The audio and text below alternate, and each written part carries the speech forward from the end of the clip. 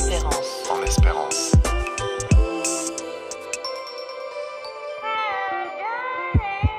Bonjour à toutes et à tous et bienvenue sur En Espérance, un podcast coproduit par Regard Protestant et la plateforme Transition écologique et sociale de l'Église réformée vaudoise. Je m'appelle Marie Sénèque et avec Nicolas Lutti, nous sommes tous les deux engagés dans la transition écologique et sociale. Et nous avons envie de vous faire entendre les voix de personnes qui luttent pour toujours plus de justice, de spiritualité et qui nous aident à ne pas désespérer de l'humanité.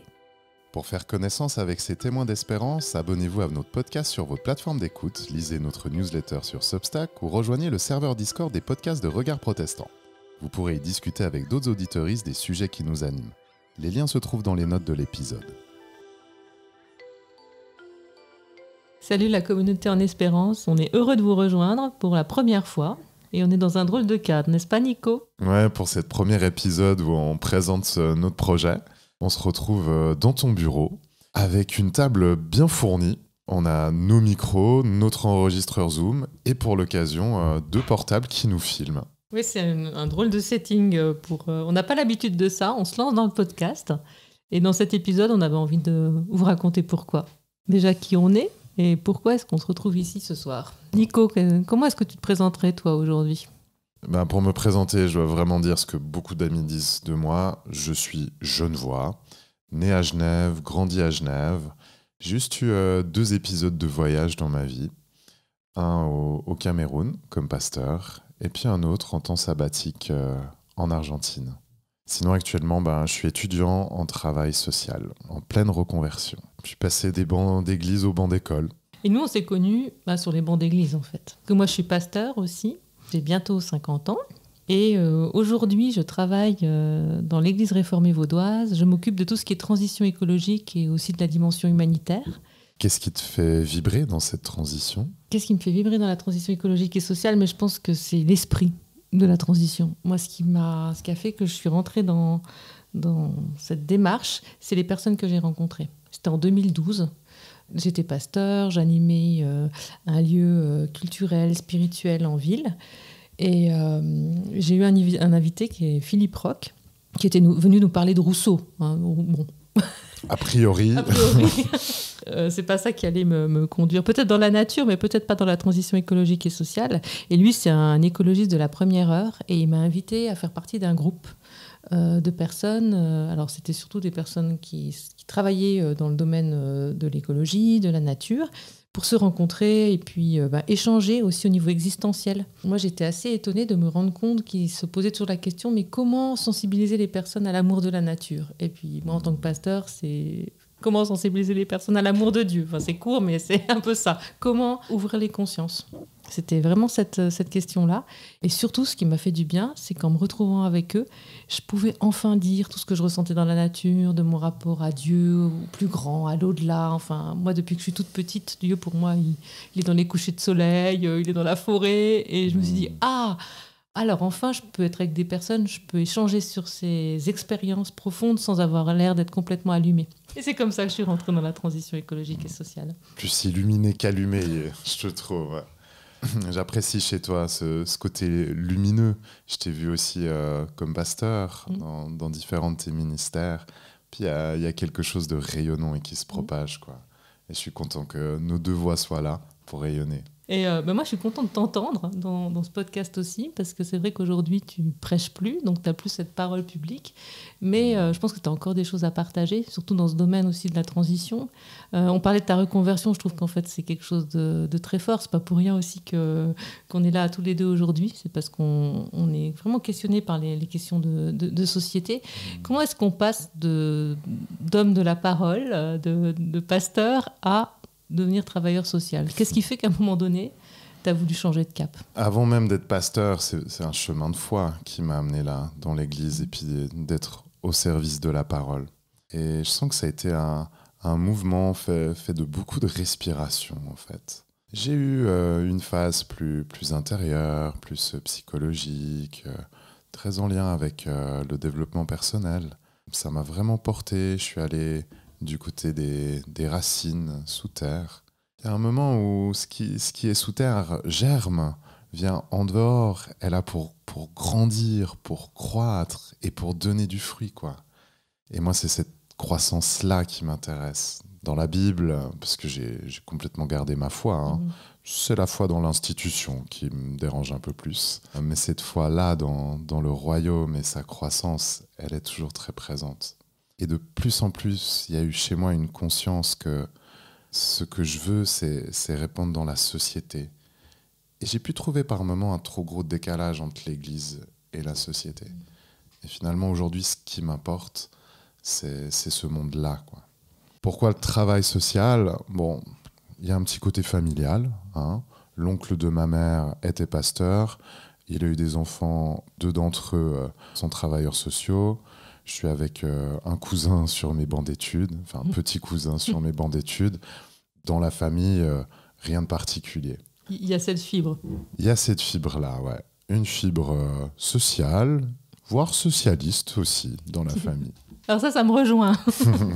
Non, c'est vrai. Et ce que tu dis me touche beaucoup de ce passage de la dimension intérieure à passer à l'action, ou en tout cas à prendre des positions au cœur de la société. Je pense qu'on a vécu à peu près au même moment cette transition, la transition intérieure à qu'est-ce qu'on en fait. Et moi, de mon côté, je faisais beaucoup de méditation de pleine conscience, j'animais des sessions tous les samedis. Moi, je suis quelqu'un de la parole, de la poésie, de la lecture.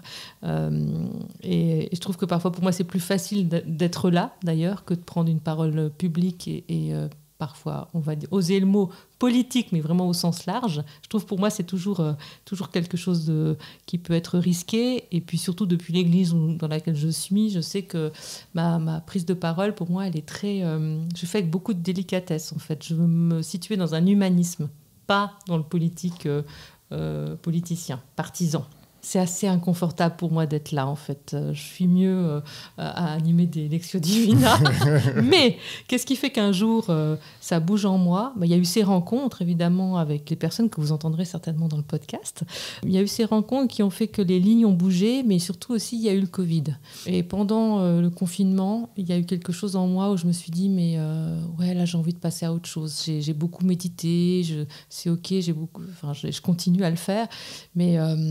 il y a quelque chose que je sentais comme une exigence intérieure à changer. Et c'est là que j'ai décidé de quitter déjà la paroisse à mi-temps pour entrer dans la dynamique Terre Nouvelle, qui est un service qui représente 2 ONG protestantes, qui sont les Pères et DM. Et là, j'ai fait ce premier pas. Et c'est à ce moment-là, en fait, qu'on a pris un café ensemble. Oui, en post-confinement. Oui. C'est vrai, on s'était demandé pour ce podcast, au fait, mais comment on s'est rencontrés. Et ni toi et moi, on a un moment précis de cette histoire. Voilà, on était les 2 pasteurs dans l'église protestante de Genève. C'est pas une très grande église. On se croise, quoi. C'est ça. Mais c'était tout. Jusqu'au jour où, en fait, j'ai été censée, à un moment donné, peut-être reprendre la paroisse dans laquelle... tu étais, qui est la paroisse de mon quartier. Et là, on allait prendre un café dans un lieu où se rencontrent les pasteurs. Un home pour personnes âgées. C'est le restaurant du home. Hein. Et il y a une jolie terrasse quand même. Hein. On n'est pas quand même... on n'est pas triste. Mais ça fait partie des choses qu'on situe dans le quartier quand on est pasteur. Donc on s'est retrouvés là. Et puis en discutant, on s'est rendu compte qu'on pouvait parler théologie de la libération, christianisme social, et qu'on avait tous les 2 cette envie de s'engager au-delà de quelque chose de strictement spirituel, ou en tout cas d'une conception de la spiritualité qui restait peut-être très, très intérieure. Tu me diras si tu es d'accord avec moi, mais pour moi la mystique, elle est profondément intérieure et elle est profondément aussi sociale, c'est-à-dire qu'à un moment donné c'est un ferment de changement du monde, et que ce serait se mentir que de dire que la mystique n'a pas cette puissance.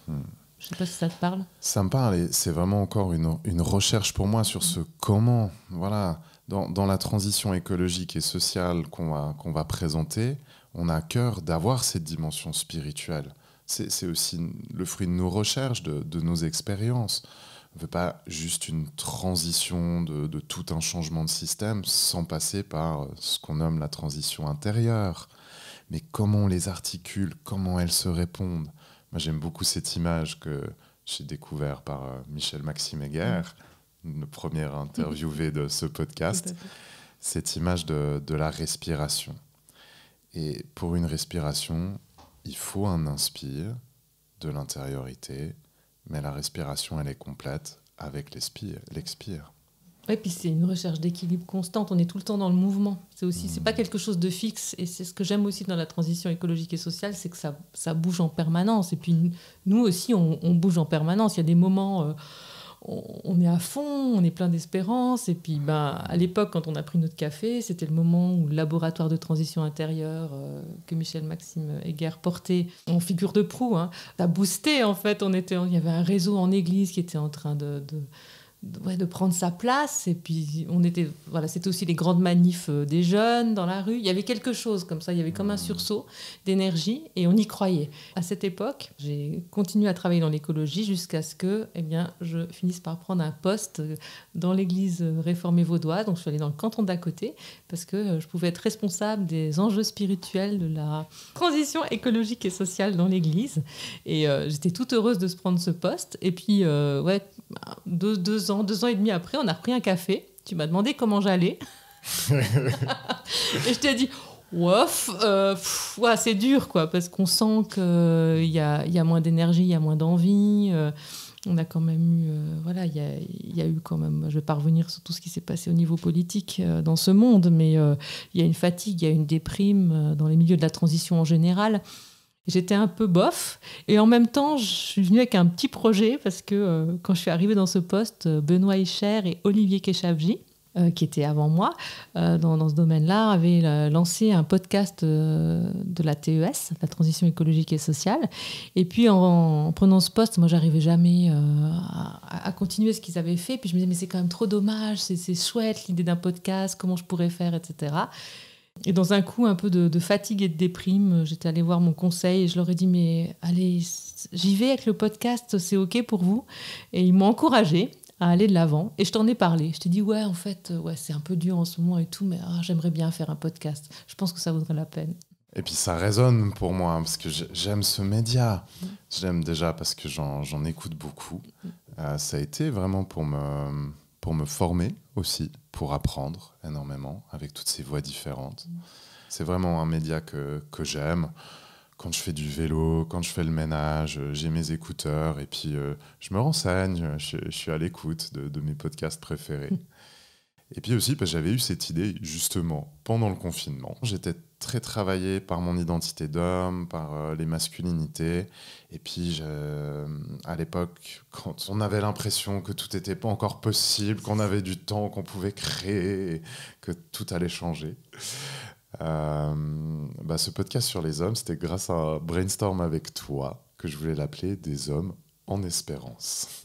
Oui, parce qu'évidemment, la transition écologique et sociale, ça pose aussi la question du genre, quoi. Donc, et on avait eu cette discussion sur comment être homme, femme aujourd'hui, se remettre en question, se déconstruire.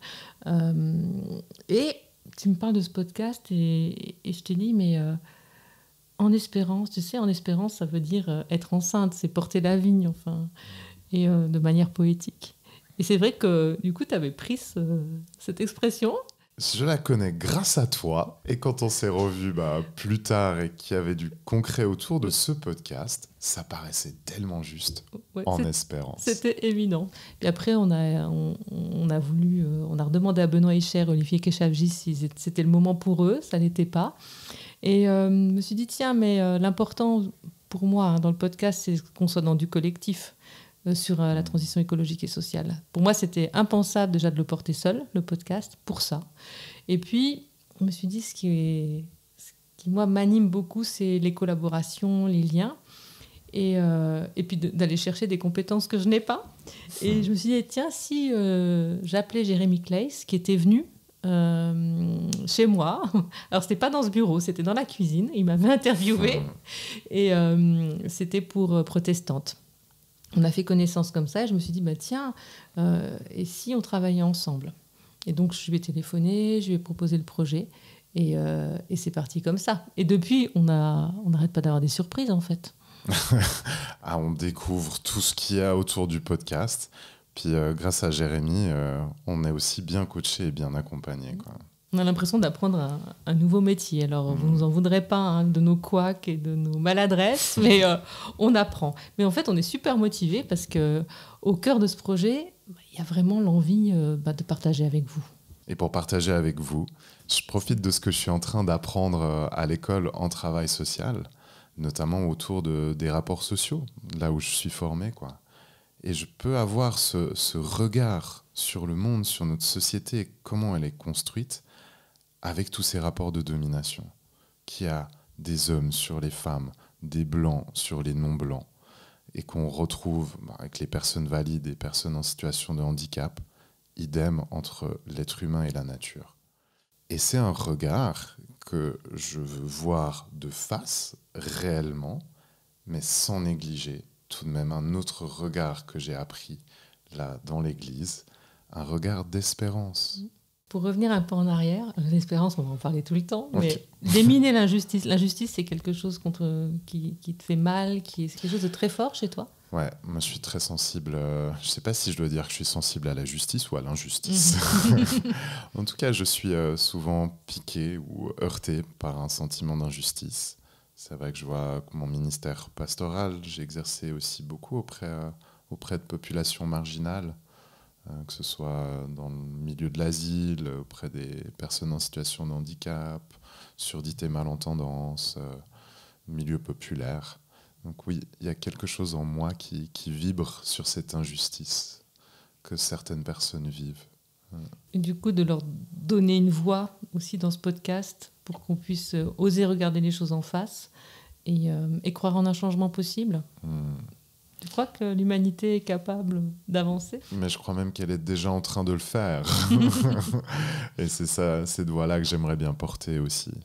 Voir ces petits signes d'espérance. Moi, j'aime bien parler des jeunes pousses. On ne voit pas la forêt, on ne voit pas encore l'arbre, mais il y a quelque chose il y a beaucoup d'émergence. Et ça, c'est vrai que ça, c'est quand même vraiment une source d'espérance. Je me suis dit que c'était super si on pouvait travailler ensemble, parce qu'on n'a pas tout à fait le même profil ou le même regard.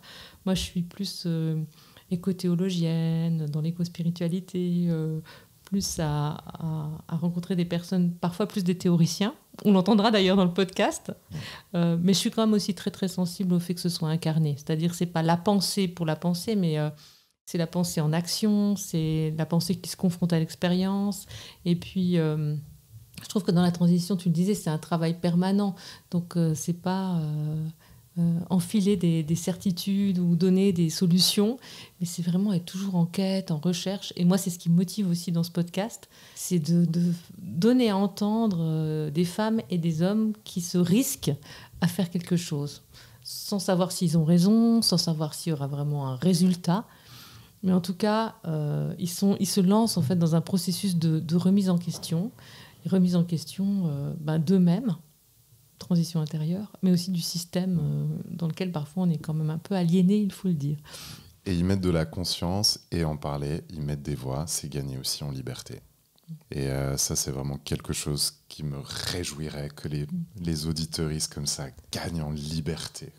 Parce que la parole, c'est une source de libération. Ah, on n'est pas protestants et protestantes pour rien. Exactement. Effectivement. Et le protestantisme, c'est cette parole qui libère, c'est aussi cette dimension d'autocritique permanente. Enfin, on est toujours en train de remettre les choses en question. Et c'est une voie que je suis en train d'apprendre aussi, qui est assez neuve dans ma vie.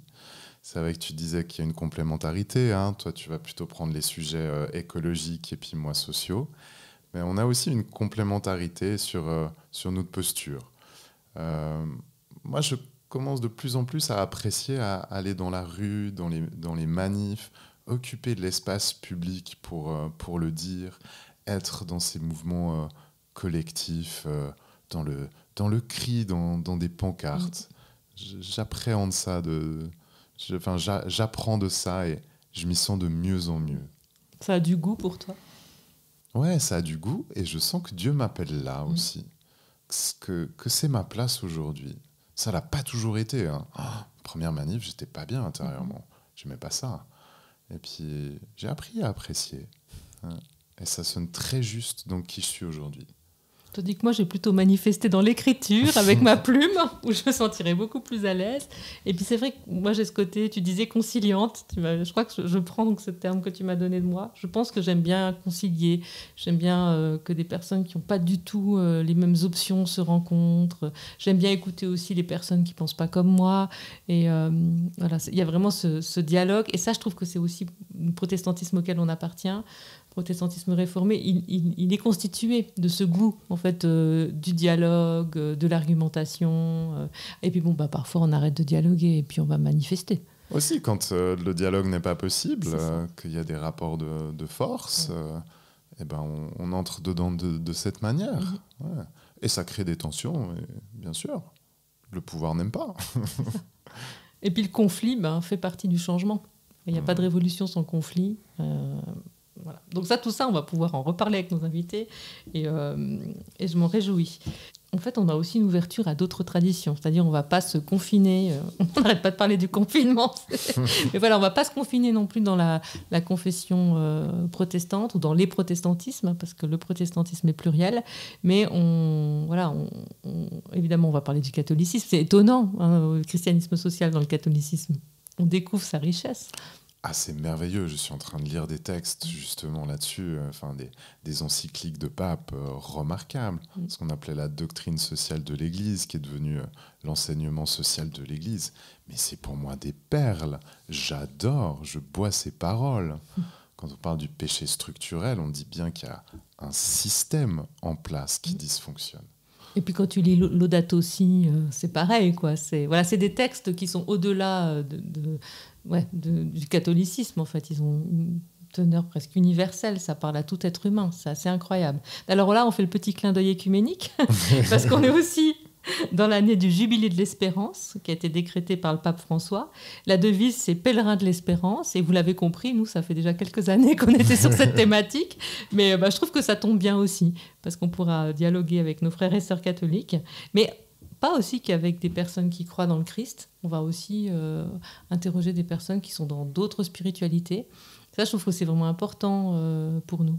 Bien sûr, on va rencontrer aussi d'autres traditions spirituelles, là où ça converge dans notre recherche. Peu importe le mot qui est mis, Christ, Dieu, de toute façon, ça dépasse notre entendement. Explorer comment on lit cette spiritualité profonde, cet appel à quelque chose de plus grand que soi, et puis la manière de s'engager pour les autres dans la société. On a 2 questions rituelles, nous, dans nos podcasts. Celle qu'on sera d'entrée de jeu, une manière de rentrer en dialogue avec nos invités. Je te pose la question, Marie, du coup. Ouais, cette première question rituelle, quelle est ta plus grande source d'espérance, Marie ? Je pense que l'espérance, pour moi, il y a quelque chose de profondément spirituel parce c'est une force qui me dépasse, c'est un élan qui me dépasse. Et pour moi, elle est profondément liée à l'Esprit de Dieu. Enfin, il y a quelque chose d'un souffle. Pour moi, l'espérance, c'est comme un souffle. Et radicalement, c'est ça qui me porte. Et voilà. Alors ça, c'est posé. Mais au cœur de ce monde, ce qui va vraiment nourrir mon espérance, ce qui me rattrape, moi, c'est le lien à l'autre. C'est vraiment ça. C'est le fait qu'on va pouvoir échanger, le fait que simplement d'être ensemble adoucit la vie.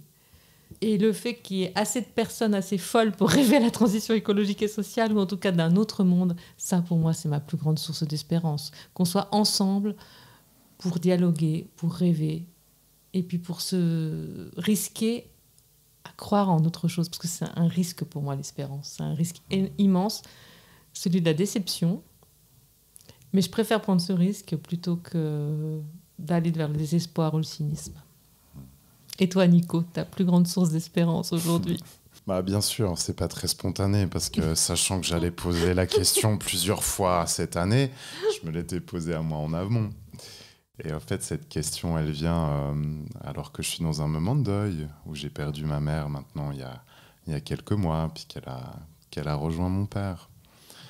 Puis dans cet héritage que je cherche de leur vie, de ce qu'ils m'ont appris, de ce qu'ils m'ont apporté, je me refocus beaucoup sur la simplicité, sur ces temps des moments de partage, de rencontres en toute simplicité. Mes parents, c'était vraiment des petites gens. Et j'aime bien parler de moments d'éternité. C'est en même temps juste des petits moments très fugaces, mais qui peuvent être tellement ressourçants, qui peuvent être remplis de plénitude. Et moi, je suis quelqu'un qui va plutôt me ressourcer dans le lien, même si j'ai aussi besoin de mes moments où je coupe tout. Mais c'est plus de la récupération. Mais quand je sens vraiment une énergie qui revient, alors c'est pas des grandes foules, mais c'est dans une proximité avec des amis, quoi. Alors je pense que vraiment ma plus grande source d'espérance, c'est ces moments d'éternité que j'ai pu beaucoup échanger dans la fin de vie de ma mère aussi, où elle m'en a rappelé et raconté plusieurs. Merci d'évoquer ce moment tout délicat que tu traverses en ce moment. Et moi, la semaine dernière, donc au moment où naît ce podcast, j'ai une petite nièce qui est arrivée. C'est la fille de ma dernière petite sœur, de laquelle je suis très proche. Et ça m'a replongée, alors c'est des vieux souvenirs pour moi, mais dans ce que c'est que d'être enceinte. Et avec à la fois cette conscience que la vie est en train de se tisser en moi, et en même temps il y a l'accouchement, et puis autour de l'accouchement, il y a toutes les peurs et toutes les angoisses. Et puis aussi le fait que mettre un enfant au monde, c'est lui donner la vie, mais cet enfant il est aussi mortel. Puis ça c'est une prise de conscience, en tant que maman c'était hyper fort. Et être en espérance, c'est être fécond de quelque chose, c'est sentir à la fois la puissance de la vie et sa fragilité. En espérance, pour moi, c'est ça, c'est ce mélange entre la puissance et la fragilité, entre la vie qui explose et en même temps, la mort, elle est quand même là. Et pour moi, c'est très, très lié à la foi chrétienne aussi. Et je pense que s'il y a quelque chose que j'apprécie beaucoup dans cette croyance, c'est à laquelle j'adhère et j'ai choisi d'adhérer, c'est ça. C'est ce lien en fait entre mort et vie et c'est de pouvoir tenir le tout ensemble. Et donc l'espérance, elle va aussi avec le désespoir. La lumière de l'espérance, elle est là parce qu'en fait, on a traversé les ténèbres. Et ça me semble aussi très, très fort. Et ça, on se l'est dit plusieurs fois quand on s'est rencontrés pour préparer ce podcast.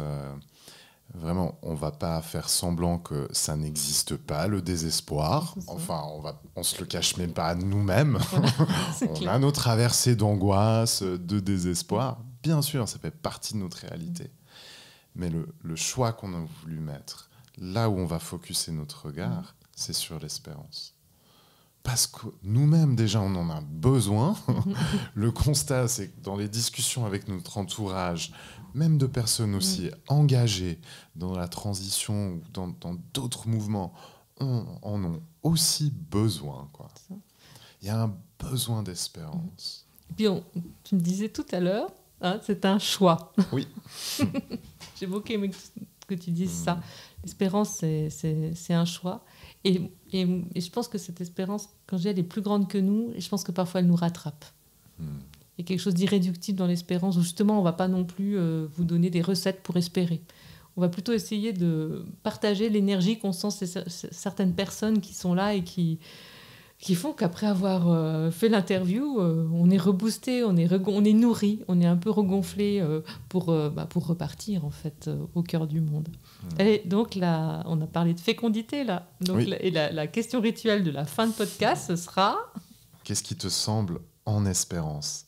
Qu'est-ce que tu vois dans le monde en espérance, qui est en germination ? Qu'est-ce qui est fécond dans ce monde ?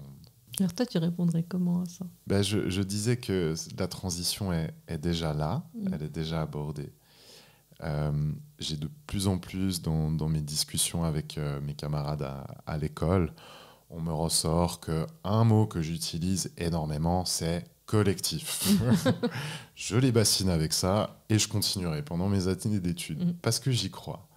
Je pense qu'il y a un petit peu de la transposition de tout ce que j'ai appris en église autour de la communauté, qui est un mot quand même moins utilisé dans le travail social, mais qui peut résonner aussi dans le terme collectif, quoi. Et que justement, la transition d'une société individualiste, elle ne peut être que collective. Et moi, je vois déjà cette transition à l'œuvre dans un mouvement collectif. Pas un seul. Enfin, c'est le même mouvement, mais on n'est pas en train de faire l'international de la transition, quoi. ce même mouvement, il s'incarne de tellement de manières différentes dans notre société. À la fois, je pourrais pas dire tout autonome, j'ai plutôt cette image comme le mycélium, donc tous ces champignons sous terre qui sont interconnectés, interdépendants. Et pour moi, ce mouvement-là est à l'œuvre. Et je donne de plus en plus de poids à ces petites initiatives extrêmement locales dans son quartier, que ce soit de faire une ruche en ville ou que ce soit d'aller s'occuper d'une petite parcelle de terre de manière collective. Je vois là quelque chose en germe. Et toi, où est-ce que tu poses ton regard là? Alors moi, je te parlais des jeunes pousses. Alors c'était aussi ça, de voir qu'il y a plein de choses comme ça qui émergent, un même esprit. Alors là, je te rejoins. Mais c'est vrai que moi, j'ai une idée bizarre qui m'est venue il y a quelques semaines. C'est par rapport à la mystique. Je sais pas, je pressens qu'en fait, la mystique était un chemin très singulier, très solitaire. Parce que c'est vrai que être face à Dieu, c'est se retrouver dans un processus d'individuation et que voilà, on est seul face à Dieu. Ça, c'est OK. Mais je me dis que dans les mondes dans lesquels on vit, j'ai l'impression que toutes les traditions spirituelles et que les mystiques, en fait, qu'il y aura une mystique collective. Alors, pas un grand machin où alors on mélange tout dans un joli syncrétisme, enfin, quoique ceux qui ont envie de le faire le feront, ça, chacun sa liberté. Mais c'est pas ça que je veux dire. Mais j'ai l'impression que il faut tellement maintenant se mobiliser qu'on doit se mettre ensemble pour porter une même voix. Et ça, je sais pas, je me dis, je crois qu'on va avoir des expériences peut-être d'éveil de conscience collective, qu'il y aura quelque chose qui fait que, j'emploie ton mot, mais oui, qu'il y a une mystique au pluriel. Et ça, je pense que c'est un peu nouveau et que c'est peut-être ce dont a besoin ce monde, c'est qu'on soit pas justement tout seul en train de prier dans notre coin, mais qu'il y ait vraiment une communauté des priants, des orants, des méditants. Et ça, je sais pas, c'est une grande source d'espérance pour moi de me dire, dans ce monde, il y a des personnes là en ce moment qui sont sur leur coussin de méditation, ou peut-être qu'ils sont en train de marcher dans la nature, enfin bref, qui se connectent à autre chose. Et ce réseau invisible, voilà, ça me donne de l'espérance. Moi, je suis toujours étonnée de me dire de me rendre compte qu'on est souvent tellement plus liés et reliés les uns aux autres que ce qu'on pense. Et ça, c'est OK dans la transition écologique, mais dans la vie de tous les jours, je me dis, parfois, on ne prend pas en compte le mystère du système. Voilà, il y a la systémique, mais il y a aussi une systémique existentielle. Et je me dis, waouh, là, il y a quelque chose à creuser. Et moi, ça me met en route, quoi. Et pour moi, ce que tu dis, ça résonne avec ce qu'on est en train de vivre. Là, maintenant, on est juste 2 dans ton bureau. C'est ça, c'est clair. Et on ne sait pas qui, comment on va être écouté. Mais on aspire à ce réseau, à cette communauté. Je ne sais pas encore sous quelle forme, je ne sais pas encore avec qui, mais je le porte en espérance. Merci de nous avoir écoutés. Merci. Et à bientôt.